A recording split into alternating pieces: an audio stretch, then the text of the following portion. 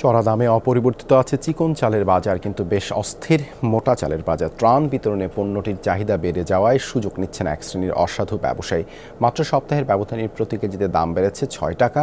বন্যা দুর্গত মানুষের জন্য জরুরি এই খাদ্যপণ্যটির দাম বেড়ে যাওয়ায় ক্ষুব্ধ সবাই।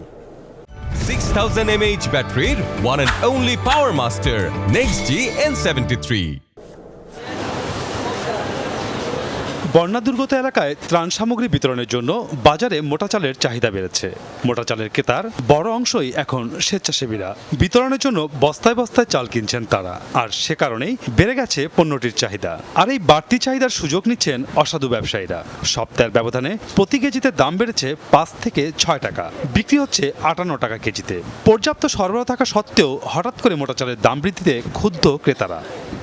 আমরা বন্যা দুর্গতদের জন্য সাহায্য করতেছি, বাট এক শ্রেণীর মানুষ অসাধু ব্যবসায়ী তারা কিন্তু বস্তা প্রতি ৪০০ টাকা দাম বাড়িয়ে দিচ্ছে। এটা আসলে চিন্তাই করতে পারি না, যেখানে ওনারা আরও প্রফিটটা কম রাখার কথা ছিল। সবারই একটা মেইন টার্গেট থাকবে চাল ডালের বাজারে, তো সেই জায়গায় এসে যদি আমরা আমাদের এক্সপেকটেশন অনুযায়ী হেল্প করতে না পারি, বাড়তি দাম দিয়ে আমাদের কেনা লাগে, তাহলে তো আসলে জিনিসটা খুব দুঃখজনক আর কি।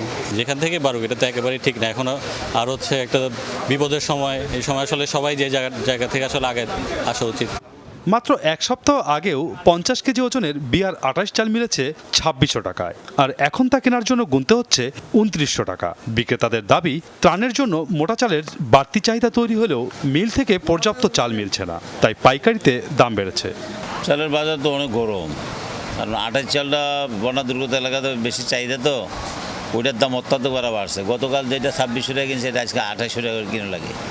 একদিনে ১০০ টাকা বাড়ছে, ২০০ টাকা বাড়ছে। মার্কেটে মোটা চালটা শর্ট, মেলে খোঁজখবর নিয়েছি, তাও মোটা চাল আছে সীমিত আকারে।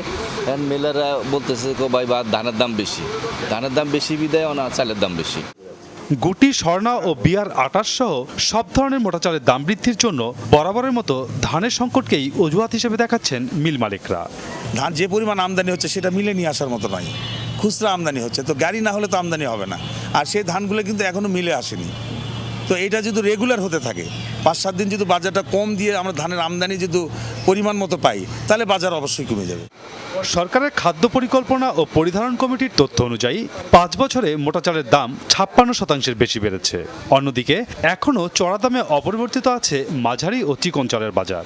নাজিরশাইল ও মিনিকেটের মতো মাঝারি মানের চিকন চাল বাজার ভেদে ৬৮ থেকে ৭০ টাকায়, আর ৭৫ থেকে ৮০ টাকা কেজি নিচে মিলছে না ভালো মানের চাল।